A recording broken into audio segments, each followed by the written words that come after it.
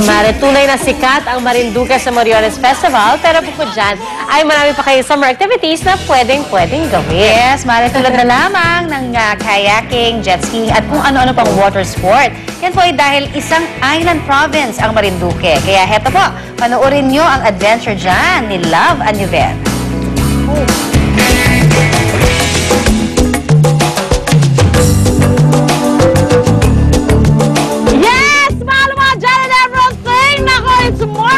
Philippines, kaya naman nandito kami ngayon sa the heart of the Philippines, ang Marinduque. Nako, let's beat the heat of the summer. Umpisa na po natin i-explore ang lugar na ito para naman karami tayo. Let's go!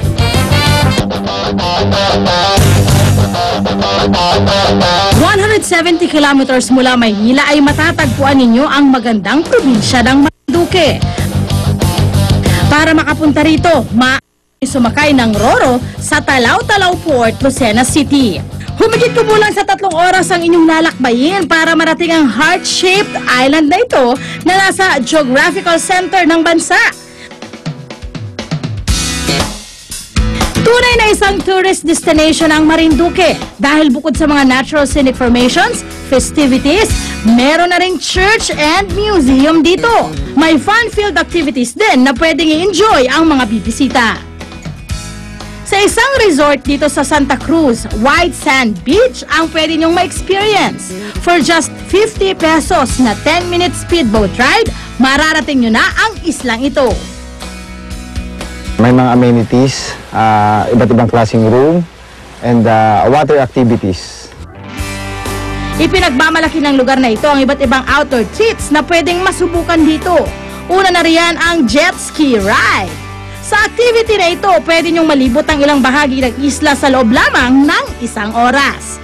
2,500 pesos ang inyong kailangang ihanda para rito at pwede mo pa raw balik-balikan ang mga favorite spots around the island. May kayaking din dito na paborito ng mga bumibisita.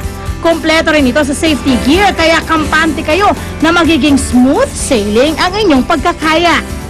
350 pesos per hour ang kailangan nyong ihanda para sa activity at may enjoy mo ito with a partner.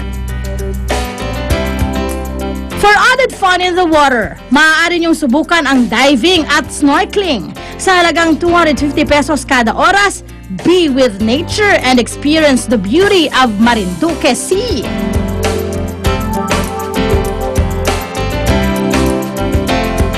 Great bonding and excitement with family and friends ang hatid naman ng banana boat na ito. 6 hanggang 10 ang maaaring sumakay dito. Sa banana boat ride, maglaan ng 300 piso and surely isang adrenaline-filled water activity ang inyong may experience for 30 minutes. And last but definitely not the least, maaari kayong sumakay nitong all-terrain vehicle or ATV on the beach. Equipped kayo rito with proper safety gears at accessories, kaya naman no worries kapag nilibot nyo ang isla. 500 pesos ang dapat nyong ihanda for 1 hour speed ride.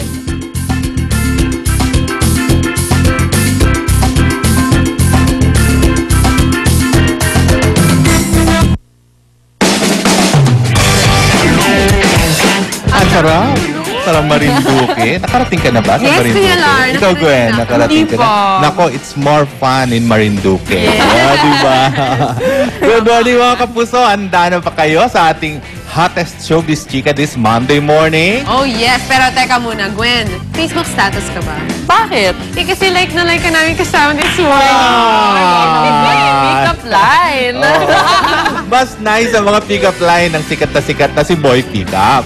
Sa sobrang kasikatan nga, gagawin ng pelikula at starring syempre ang kapuso nating si Ogie Alcacid. Go, Boy Pick-up! Go, go!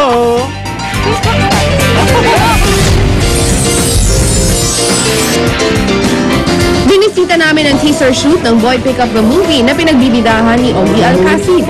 Kitang-kita naman kay Ogie na kinakarir niya ng husto ang kanyang karakter sa pelikulang ito. Malapit na siya mag-showing kaya abangan nyo. Tuloy-tuloy naman ang showing. Shooting pala namin. Boom! Ay, shooting April 10. Kasi yung April 10 katapos ng April 9. Kwento pa ni Boy Pickup, hindi raw dapat palampasin ang pelikulang ito dahil tiyak na may mga bagong pick-up lines daw na magpapasakit ng mga tiyan ng manonood dahil sa katatawa. Seryosong kwento siya tungkol sa isang taong walang kwenta. Bale yung buhay ni Boy Pickup ang mapapanood niyo sa movie, pero meron ding mga pick-up. Bale yung kwento niya, maganda, masaya, nakakatawa, nakakatuwa, nakakaiyak, nakakatamad. Na hindi panoorin. Boom! Bukod sa mga kwelang eksena, kinuwento rin sa amin ni Boy Pickup kung sino ang mga bonggang artista na makakasama niya sa pelikula. Si Clint Eastwood, tsaka si Sylvester Stallone. Di sila kasali. Bale, si Solen Yusuf, tapos yung buong Bubble Gang, siyempre si Michael V, si Sam Pinto, sina Boy Tumoy, Moy Palaboy, si Antonio Aquitania, tsaka si Ray Malonzo. Di rin siya kasali. Tapos kasama din si Diego kasi kailangan namin ng kabayo. Boom! Kaya mga kapuso, abangan ang astig na si Boy Pickup sa mga sinehan. Malapit na! Tia Arcangel would like to thank Missy, Revlon Cosmetics, Palamuti. Connie Season would like to thank Revlon Cosmetics, Ayora, Fanny Serrano Salon. Luan D would like to thank Revlon Cosmetics, Palamuti, Clothes by Calliope, The Skin Specialist by Dr. G. Marquez. Monica Veralio would like to thank Palamuti, The Skin Specialist by Dr. G. Marquez. Vivere Salon, Zanea Shoes.